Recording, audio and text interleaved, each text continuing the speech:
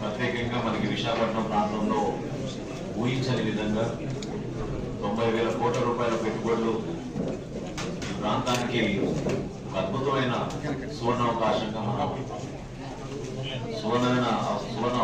మనం భావించుకుంటున్నాం.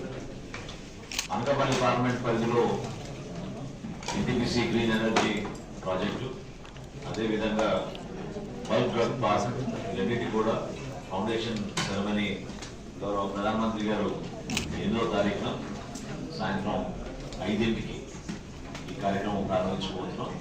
దానికి సంబంధించి హోమ్ మినిస్టర్ గారు అనిత గారు, అదేవిధంగా గౌరవ పార్లమెంట్ సభ్యులు రమేష్ గారు, సహచర శాసనసభ్యులు, గౌరవ శాసన మండలి సభ్యులు అందరూ కూడా ఈ రోజున అధికార యంత్రాంగంతో కలెక్టర్ గారి ఆధ్వర్యంలో ప్రతి ఒక్కరితో సమీక్షించడం ఇప్పుడే పూర్తయింది. జిల్లా నుంచి ఎక్కడ కూడా ట్రాఫిక్ ఇబ్బందులు కాకూడదు.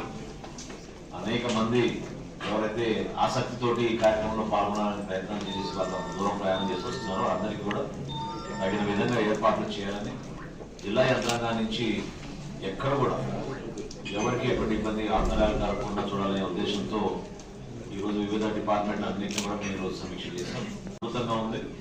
ఎక్కడ చూసినా కూడా ఈ విధమైన పెట్టుబడులు రావడం, తద్వారా మనకి ఉపాధి అవకాశాలు కలిగించడం, భవిష్యత్తులో కూడా ఇది డైరెక్ట్ ఇన్వెస్ట్మెంట్స్, ఇండైరెక్ట్ ఇన్వెస్ట్మెంట్స్ చాలా ఎక్కువగా వస్తాయి.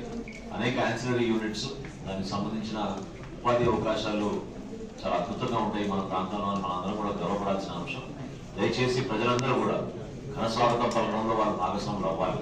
ఇది మన బాధ్యత. ఎందుకంటే ప్రధానమంత్రి గారు గతంలో కూడా ఒకసారి సైక్లోన్ వలన పోస్ట్పోన్ చేసుకోవడం జరిగింది.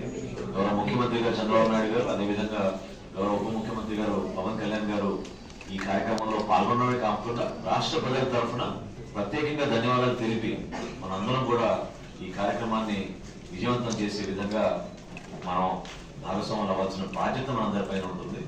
అనకాపల్లి ప్రాంతంలో ఈ విధంగా పెట్టుబడులు రావడం నిజంగా మనం అదృష్టంగా భావించాలి.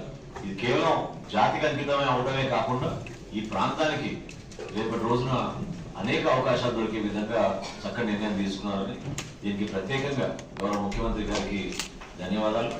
రాబోయే రోజుల్లో ఈ ప్రాంత అభివృద్ధి కోసం మనందరం కూడా కూటమిలో భాగంగా తెలుగుదేశం పార్టీ, భారతీయ జనతా పార్టీ, అదేవిధంగా జనసేన పార్టీ ఎప్పుడు కూడా రాష్ట్ర ప్రజలకి మేలు జరిగే విధంగా, ఈ ప్రాంతానికి ఎప్పుడు కూడా ఈ విధంగానే అద్భుతమైన అవకాశాలు వచ్చే విధంగా కలిసి పనిచేద్దామని చెప్పి ఈ సందర్భంగా మేము అందరం కూడా మాట్లాడుకుని ఒకే మాట పైన ముందుకెళ్తాం.